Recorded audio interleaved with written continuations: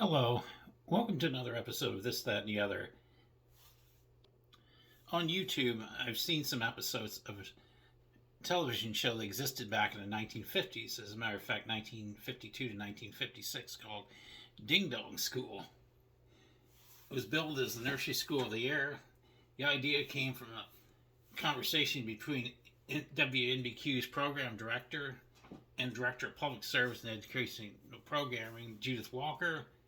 Program director told Waller that there were more than 235,000 preschool children in the Chicago area and asked her what she planned to do about it. A team was formed to explore the possibilities of educational television program to serve the young market. It was decided to produce a nursery school program which a teacher on television would instruct students at home. The team also designed the show to be viewed from the standpoint of a small child. After the format was determined, the next step was to find the right person to host the show. A list of educators were listed as possible candidates, and then it was narrowed down to a few to audition for the program. One of the educators on the list was Frances Horwich, who was head of the education department of Chicago's Roosevelt College. She was an experienced nursery school teacher, but only experienced in television, had been participating in television panel and discussion programs. Since there would be no class of children in the television studio, the host would be hosting a show alone on set and camera, which was frightening to her, but she auditioned and won the job. She was willing to give the program a try. The program was named by producer Reinhard Wennereth's 3-year-old son Peter. He was told that ringing a school bell would begin the program. Therefore, that's how the title Ding Dong School came about.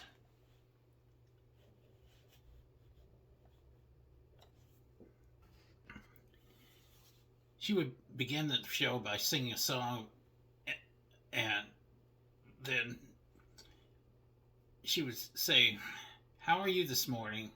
just as she would in the classroom.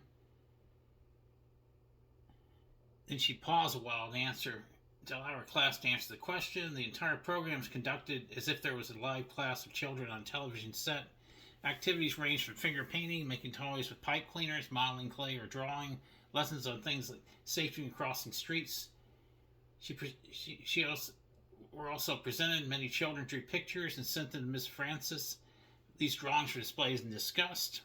Before the end of the program, she would ask the children to bring the mother to the television set. She would then recap what lessons and activities were covered that day and what supplies were needed for future programs. So she would ask the children to go ahead and step away from television for a while and have their mothers come on and or I guess whoever the parent was, and she would give them some ideas on what the show was about and what was needed for a future show. There were 25 books written by her, Ding Dong School records, and 30 companies selling license volumes by 1956. A Ding Dong School PTA was organized so Horwich and parents could share their views.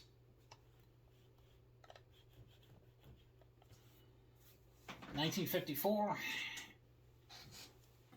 she moved to New York, and actually in 1954 she became head of children's programming for the NBC television network. She moved to New York in 1955, and Ding Dong School was broadcast from there. She remained in the position until 1956 when Ding Dong School was canceled, replacing it with The Price is Right.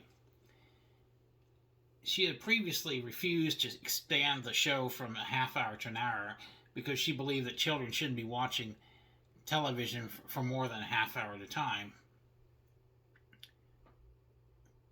They also wanted to move the program to late mornings, or early afternoons, which she also refused. She was asked to accept commercials from a sponsor who made BB guns, which she refused and was told Ding Dong School would be canceled. When the program was canceled, she resigned from network position, but NBC refused to accept her resignation. The program remained off the air until she returned to Chicago and signed an agreement with WGN-TV to air the show locally, beginning in 1958 in syndicated version. because she owned the rights to Ding Dong School, she was able to have the program on the air in Chicago and syndicate the program through a California company. Beginning in 1959, program was syndicated until 1965. 5 Kinescope episodes from 1954 and 55 are housed at the Library of Congress. So that's basically what I was able to find out on a show called Ding Dong School. I had heard about it and I actually got to look at a video of a couple of the episodes and get a better idea of what they were talking about. And I got some of this information off of Wikipedia on the internet. Kind of that's basically where I get a lot of my information. And that being said, looking for more ideas on future shows to do. I've run out of ideas, but keep thinking I'm at a dead end on doing shows. But somehow ideas pop into my head, and I keep having more to do. But if it's feasible, you can come up with something related to history, especially obscure aspects of history. I'll research it and put it on. Like, subscribe, share. As always, thanks for watching.